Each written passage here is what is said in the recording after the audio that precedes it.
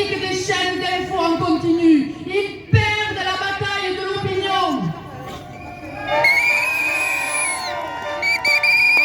Ce 19 janvier, partout sur le territoire, plus de 2 millions de travailleuses et travailleurs et de jeunes se sont mobilisés, mis en grève, ont manifesté dans le public comme dans le privé contre la réforme des retraites de ce gouvernement. La pétition intersyndicale rassemble à cette date plus de 860 000 signatures. 70% des Français rejettent cette réforme et 2 tiers soutiennent les mobilisations. Nous sommes en train d'écrire la suite, non pas de l'histoire des grands hommes, mais celle du grand nombre, des anonymes qui par leur détermination et leur nombre ont forgé une partie de notre histoire et du système social de notre pays.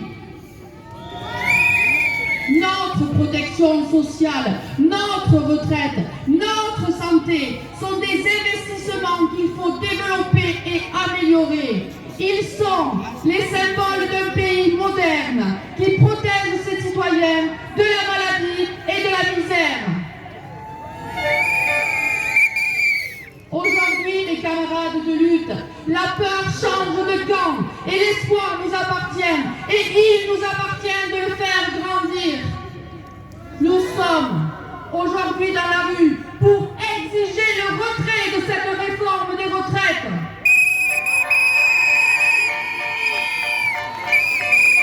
Les travailleurs et travailleuses de ce pays, les jeunes, les retraités et privés d'emploi ne supportent plus leurs conditions de vie et de travail et ne veulent plus être sacrifiés sur l'autel de la finance.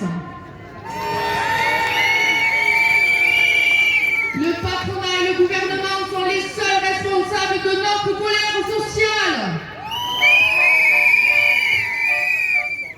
Avec cette réforme, la jeunesse subirait la double peine de par l'allongement de la durée de cotisation et la difficulté de pouvoir prétendre à un emploi en CDI alors que les seniors seraient prolongés au travail.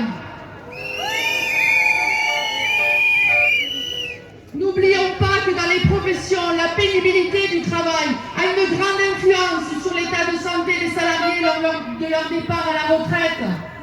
Et qu'on ne vienne pas nous parler d'égalité. De quelle égalité parle-t-on lorsque les statistiques officielles parlent d'un écart de 13 ans d'espérance de vie entre les très riches et les très pauvres?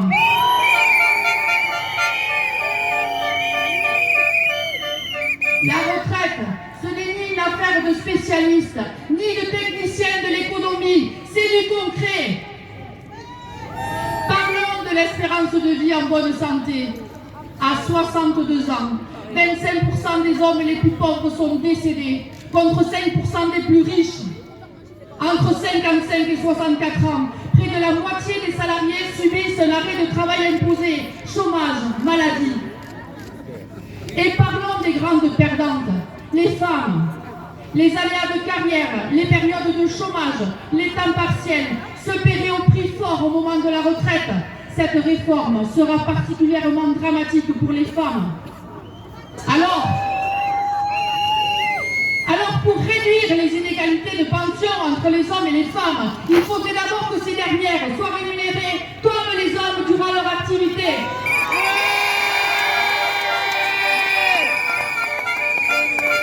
Actuellement, les pensions des femmes sont en moyenne inférieures de 40% à celles des hommes.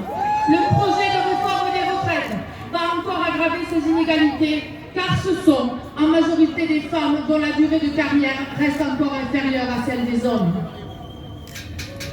Cette réforme frapperait donc de plein fouet l'ensemble des travailleuses et travailleurs, et plus particulièrement celles et ceux qui ont commencé à travailler tôt, les plus précaires, dont l'espérance de vie est inférieure au reste de la population, et celles et ceux dont la pénibilité des métiers n'est pas reconnue.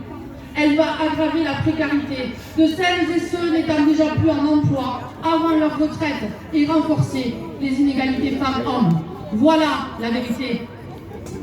Moins de solidarité, plus de pauvreté. Voilà ce que Macron nous promet.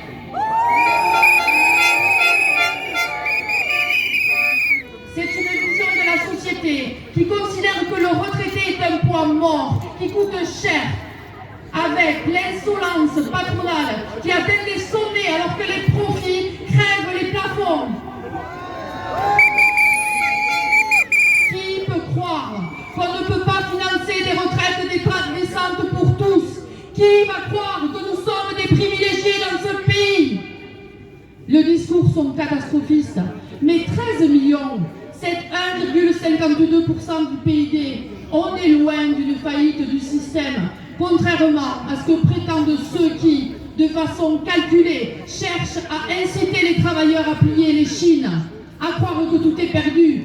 Ils parlent de 13 millions d'euros, mais 13 millions d'euros, c'est 8 fois moins, 13 milliards d'euros, c'est 8 fois moins que le nouveau record dividende versé aux actionnaires du CAC 40, 80 milliards. C'est 7 fois moins que le montant des exonérations patronales en 2022, 75 milliards. Le Conseil d'orientation des retraites, instance censée être spécialiste du sujet, déclarait que le système des retraites est excédentaire en 2022 et que les comptes des retraites étaient à l'équilibre jusqu'en 2070. C'est donc sur une tromperie organisée que l'on veut faire travailler les salariés plus longtemps et que l'on veut aboutir à une réduction des montants des pensions de retraite. Cette réforme des retraites, nous n'en voulons pas, ni aujourd'hui pour nous, ni demain pour nos enfants. La solution n'est pas d'obliger chaque salarié à travailler davantage. Il faut augmenter les salaires, ce qui augmentera mécaniquement les cotisations sociales et relancera la consommation. D'autres financements sont possibles. L'arrêt des exonérations de cotisations patronales, la lutte contre la fraude fiscale, la mise à contribution du capital à travers des prélèvements sur les dividendes des actionnaires.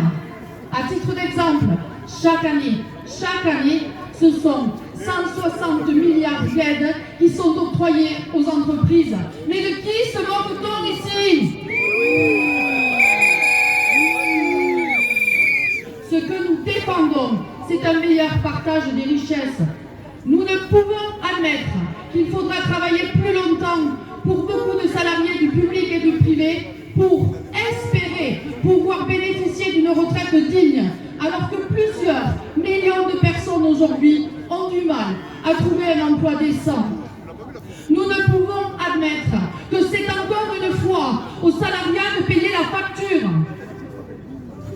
Nous sommes unis et déterminés à faire retirer ce projet de réforme des retraites. Sans annonce du retrait, il n'y aura pas de trêve. Alors que le gouvernement appelle aujourd'hui les organisations syndicales à être responsables et à ne pas bloquer le pays, nous réaffirmons qu'il est et sera le seul responsable de cette situation, puisque 9 travailleuses et travailleurs sur 10 rejettent cette réforme injuste et brutale. C'est ici, maintenant et demain, que nous devons faire entendre notre voix. Il s'agit aujourd'hui de monter d'un cran, d'élargir la mobilisation. L'intersyndicale appelle à nouveau à multiplier dès demain les actions et initiatives partout sur le territoire, dans les entreprises et services, dans les lieux d'études, y compris par la grève. Sans annonce du retrait, il n'y aura pas de trêve.